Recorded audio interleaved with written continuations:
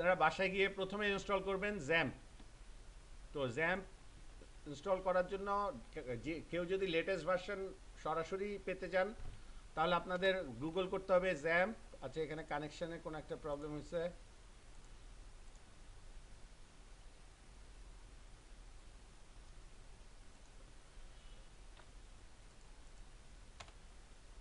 হ্যাঁ, জ্যাম্প গিয়ে ডাউনলোড দিবেন। ডাউনলোড দিলে এখানে বলবে লিনাক্সের জন্য না উইন্ডোজের জন্য। আপনারা অবশ্যই উইন্ডোজ ইউজার ধরে নিচ্ছি, কারণ আমরা টোটাল ইয়েতে উইন্ডোজ প্ল্যাটফর্মে আপাতত লার্নিংটা চলবে আমাদের। আপনারা কিন্তু পিএইচপি 5.6.3 এটা দিবেন না, এটা দিবেন না। দিবেন হচ্ছে পিএইচপি জ্যাম্প, যেটার পিএইচপি সবচেয়ে হায়ার ভার্সন সেটা ইনস্টল করবেন। ঠিক আছে, মানে 7.1.7 না, সবচেয়ে লেটেস্টটা এটাই ডাউনলোড করে নেবেন। ডাউনলোড করে ইনস্টল করতে হবে আর কি। আর যদি আপনাদের এই যে প্যাকেজটা দেওয়া হয়েছে এর মধ্যে কত আছে জ্যাম্প, মোট কথা ভেরিফাই করে দেখবেন এইটাতে। আমার পিএইচপি 5.7 অ্যাভাব লাগবে, এর নিচেরটা 5.6.3টা করবেন না কিন্তু।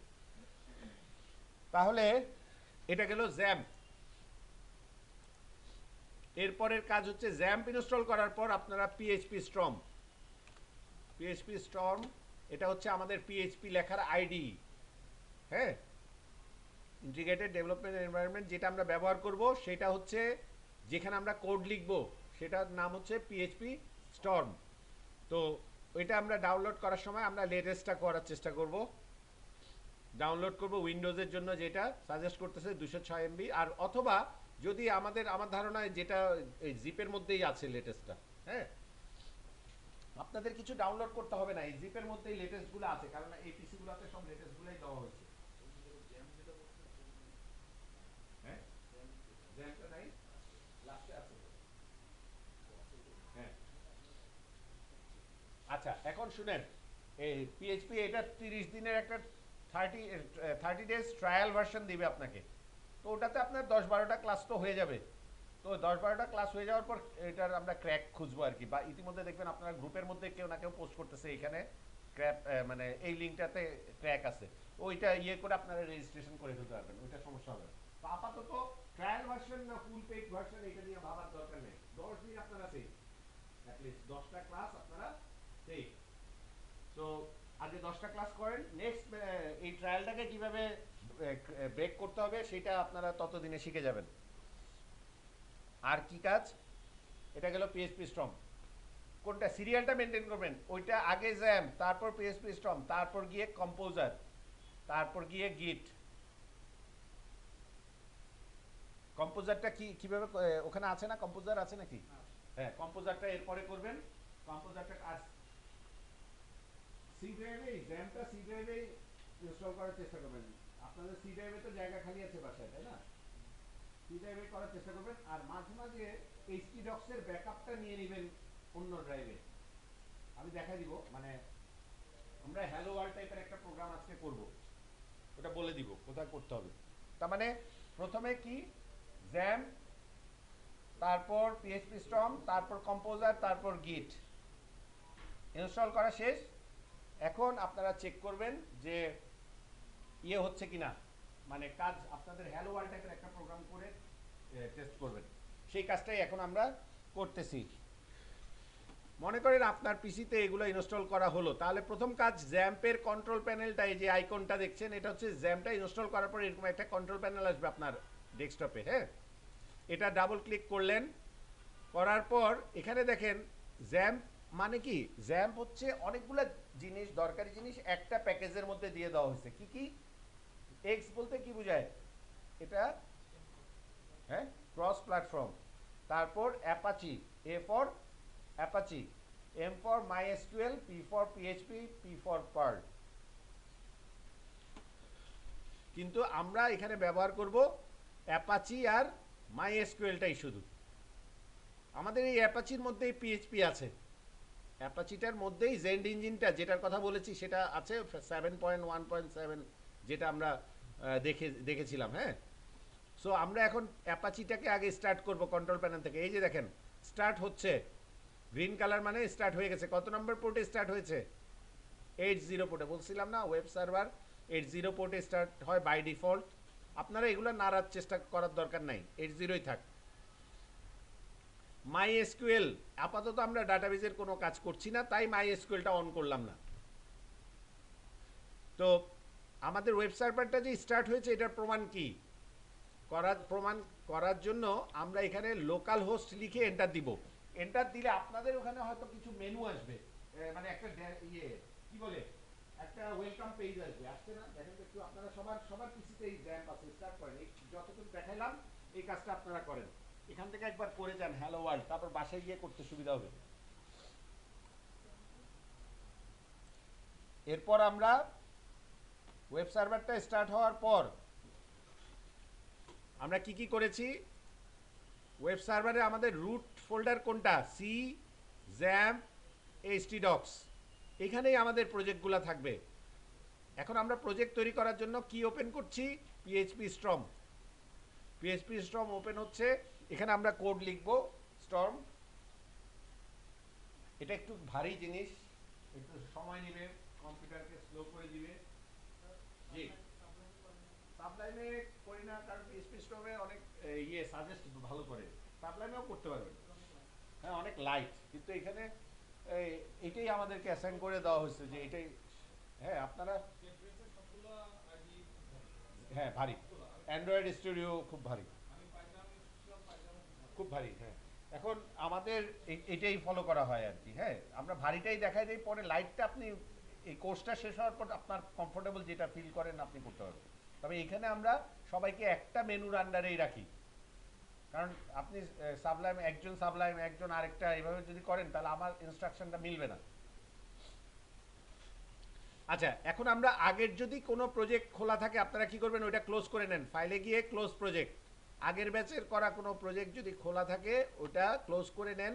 তারপরে এরকম একটা ডায়লগ বক্স আসবে, এখানে ক্রিয়েট নিউ প্রজেক্ট।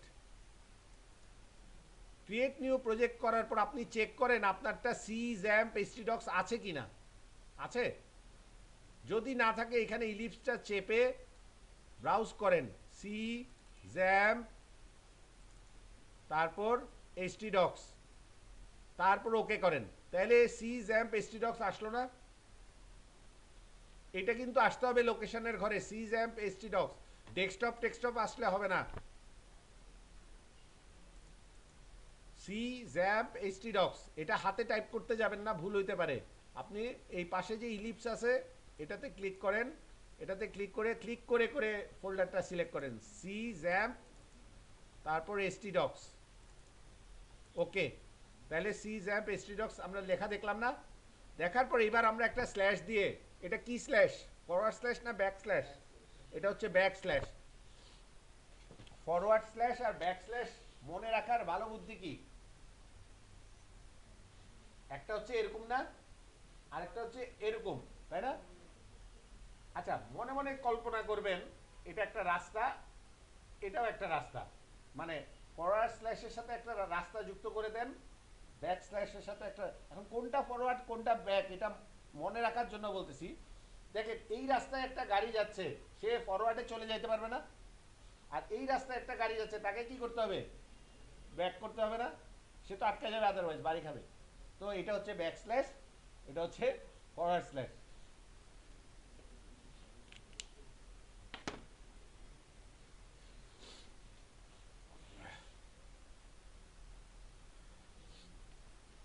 আচ্ছা, তাহলে আমরা একটা ব্যাক স্ল্যাশ দিলাম, তারপর লিখছি আমাদের প্রজেক্টের নাম। প্রজেক্টের নাম দিলাম এই যে হ্যালো ওয়ার্ল্ড B68।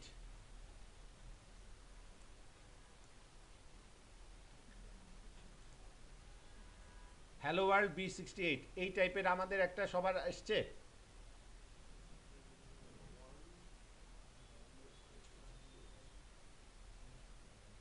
প্রজেক্ট নামটা মানে আপনার মনের মতো দিতে পারবেন, তবে রিলেটেড দিবেন আর কি।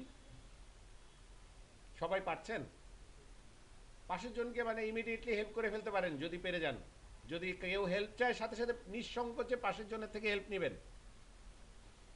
কেউ যদি হেল্প নেন, এইখানে কোনো মানে আপনার আমার চোখে কোনো খারাপ হবে না, যে যে আমি হেল্প চাচ্ছি যে আমার মার্কিং কমে যাবে, এই টাইপের কোনো বিষয় আছে এখানে নাই। হেল্প লাগছে নিয়ে নেবেন। হ্যাঁ, ক্রিয়েট 5টা স্ল্যাশ ঠিক আছে, হলো তারপর ক্রিয়েট রাইট নিউ উইন্ডোতে, না দিস উইন্ডোতে খুলে। হ্যাঁ, হয়েছে। এই অবস্থা পর্যন্ত আছেন। হ্যাঁ, এইচটি ডক্স না, আপনি প্রজেক্টের নাম দেন নাই। আপনারা এইচটি ডক্স এর পরে ক্রিয়েট প্রজেক্ট দিয়ে দিয়েছেন, একটা প্রজেক্টের নাম দিতে হচ্ছে। অসুবিধা নেই, নিউ প্রজেক্ট দেন। আবার দেখেন এটা হবে না, এখানে কি হবে, ই র্যাম এইচটি ডক্স। এটা করার পর এখানে বললাম না ব্যাকস্ল্যাশ দিয়ে একটা প্রজেক্টের নাম দিতে হবে, যে হ্যালো ওয়ার্ল্ড লিখেন। এখানে না, এখানে আগে সি র্যাম সেটা চুজ করেন, নিচে নিচে র্যামে যান, আর ডাবল ক্লিক, নিচে যান, এইচটি ডক্স যান, এইচটি ডক্স এবার ওকে দেন। হ্যাঁ, ওকে দেওয়ার পর এবার এইচটি ডক্স এর পরে ব্যাকস্ল্যাশ দিয়ে প্রজেক্টের একটা নাম দেন। হ্যাঁ, ব্যাকস্ল্যাশ দেন, ব্যাকস্পেসের নিচেরটা, ব্যাকস্পেসের নিচেরটা, এইটা এটা দিয়ে এবার প্রজেক্টের নাম দেন যে হ্যালো ওয়ার্ল্ড হ্যালো ওয়ার্ল্ড, আপনার আইডিটা দিয়ে দেন, আপনার এসিআইপি আইডিটা দিয়ে দেন, হ্যালো হ্যালো ওয়ার্ল্ড দিয়ে আন্ডারস্কোর আপনার এসিআইপি আইডি। ঠিক আছে, হয়েছে, সমস্যা নাই। মানে প্রথম প্রজেক্ট এবার একটা প্রজেক্টের নাম দিয়েছেন। তাইলে এখন আমরা মোটামুটি কোড লেখার জন্য একটা ব্ল্যাঙ্ক এমটি একটা প্রজেক্ট আমাদের সামনে আছে, তাই না? এখন এমটি প্রজেক্টের মধ্যে আমরা একটা পিএইচপি মানে স্ক্রিপ্ট, এটাকে আমরা কি বলবো, পিএইচপি একটা স্ক্রিপ্ট লিখবো। প্রজেক্ট নেমের উপর রাইট বাটন ক্লিক করে নিউতে যাব, প্রজেক্ট নেমের উপর রাইট বাটন ক্লিক করে নিউতে যাব, নিউতে গিয়ে পিএইচপি ফাইল। ঠিক আছে, সবাই পেরেছেন? এখানে একটা ফাইলের নাম দিতে বলছে, আমি না নিচে দেখেন এক্সটেনশনটা অলরেডি লেখাই আছে কি পিএইচপি।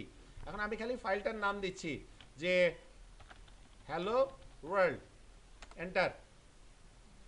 তাইলে আমার হ্যালো ওয়ার্ল্ড ডট পিএইচপি একটা কোড লেখার জন্য সে আমাকে স্পেস দিয়েছে না?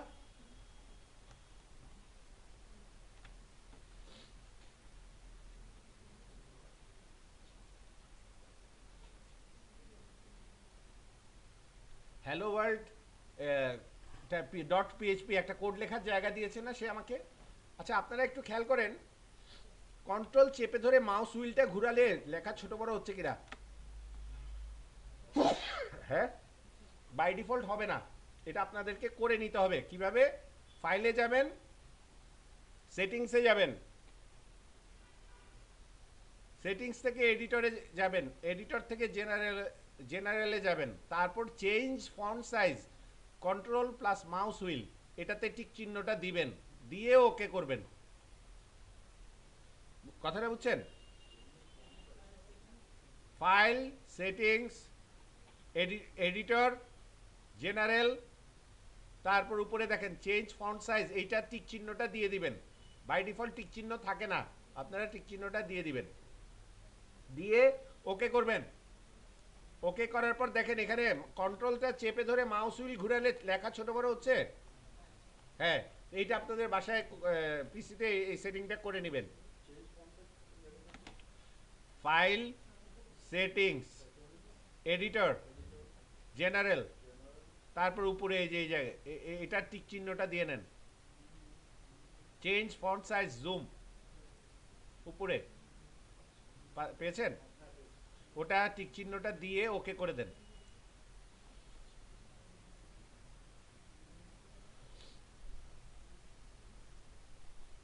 আচ্ছা, এখন আমরা আচ্ছা নেক্সট ব্যাচের জন্য আপনারা আবার ওইটা ইয়ে করে দেন, আনচেক করে ওকে করে দেন। নেক্সট আপনারা যা শিখারটা তো শিখে গেলেন। এখন যে কাজটা করব আমরা, এই যে চিহ্নটা দিয়ে একটা পিএইচপি লেখা, এটাকে বলে পিএইচপি ট্যাগ, ওপেনিং ট্যাগ। এইটা দেখলে জেন্ড ইঞ্জিন বুঝবে, জেন্ড ইঞ্জিন বুঝবে এই দায়িত্বটা তার। যখন কোডের মধ্যে এই অংশটা সে দেখবে, ওয়েব সার্ভার যখন এই পিএইচপি ট্যাগ দেখবে, সে পাঠা দিবে কার কাছে? জেন ইঞ্জিনের কাছে যে এটা তোমার দায়িত্ব, তুমি করো, আমি বুঝি না এগুলা, তখন ওই জেন ইঞ্জিন ওই পিএইচপি অংশটুকু এক্সিকিউট করবে। পিএইচপি ট্যাগ একটা স্টার্টিং থাকে, ওপেনিং থাকে, আবার কি থাকে, এন্ড থাকে। এখানে একটা কথা বলে রাখি যে এন্ডিংটা যদি আপনি শিওর হন আপনার এই ফাইলের মধ্যে কোনো পিএইচপি ছাড়া অন্য কোনো কোড থাকবে না, মানে জাভাস্ক্রিপ্ট থাকবে না, এইচটিএমএল থাকবে না, তাহলে আপনার এন্ডিং ট্যাগটা না দেওয়াটাই ভালো, গুড প্র্যাকটিস। এন্ডিং ট্যাগটা না দেওয়া ভালো কখন, যখন আপনি শিওর থাকবেন এটা পিওর পিএইচপি কোড হবে, এখানে কোনো এইচটিএমএল সিএসএস জাভাস্ক্রিপ্ট আসবে না, কথাটা বুঝছেন? কিন্তু আপনার যদি দেখেন, খেয়াল করেন, এভাবে যদি এইচটিএমএল থাকে, তার ভিতরে আপনি কোনো এক জায়গায় পিএইচপি কোড করতে চান,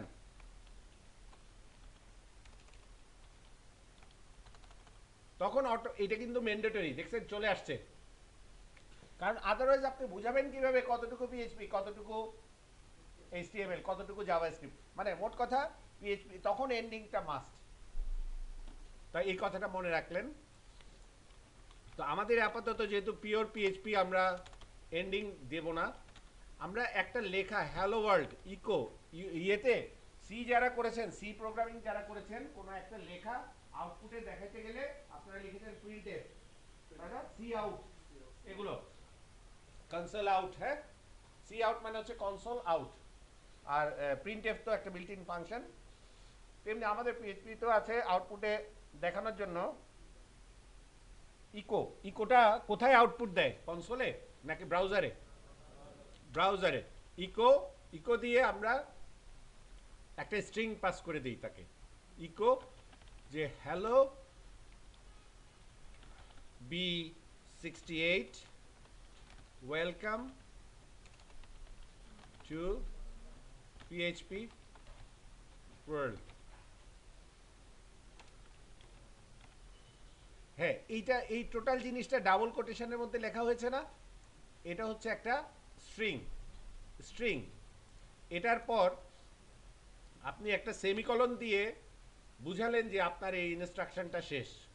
ইকো করতে বললেন পিএইচপি জেনকে, জেন যখন ইকো লেখা দেখবে সে বুঝবে এটা আউটপুটে দেখাতে হবে, কি দেখাইতে হবে সেটা হচ্ছে এটা।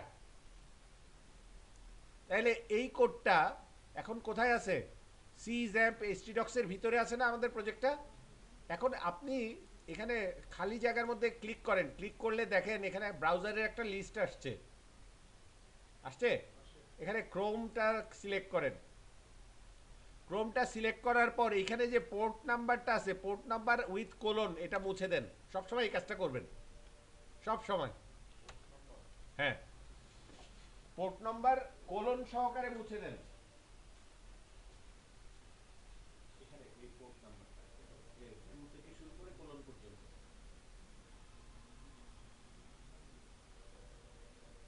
হ্যাঁ, এটা দেখেছেন আউটপুট আসছে না, হ্যালো বিস, এখানে কি ইকো লেখাটা আসছে? ইকো লেখাটা তো আউটপুটে দেখানোর জন্য না, ওটা তো ছিল জেন ইঞ্জিনের জন্য। তাহলে এটা হচ্ছে আপনাদের প্রথম, মানে আমাদের এই ক্লাসে প্রথম হ্যালো ওয়ার্ল্ড টাইপের একটা প্রোগ্রাম। অ্যাটলিস্ট আপনারা বুঝলেন ওয়েব সার্ভার এবং তার রিলেটেড বিষয়গুলো। এখন আমরা যে লার্নিং বা ডেভেলপমেন্ট সময়ে আমরা কি লাইভ সার্ভারে সবসময় আপলোড করে চেক করব, নাকি আমাদের লোকাল সার্ভারে করব? লোকাল সার্ভারে করব। সেই কারণে আমরা জ্যাম্পের অ্যাপাচিটা ইউজ করছি। যখন আমাদের প্রজেক্টটা রেডি হয়ে যাবে আমরা তখন ওটাকে লাইভ সার্ভারে omuk.com এ উঠাই দিতে পারবো, তখন সেটা ওই লাইভ সার্ভার থেকে সারা ওয়ার্ল্ড ওয়াইড অ্যাক্সেস করা যাবে। তাহলে আপনাদের আজকের ক্লাস একদম কাটা কাটা একটাতেই শেষ হলো। এইটাই ছিল আমাদের আজকের ক্লাস। আপনারা বাকি সময় ক্লাস ভিডিওটা ওনাদের থেকে কালেক্ট, এই 3টা কম্পিউটার থেকে কালেক্ট করে নেবেন।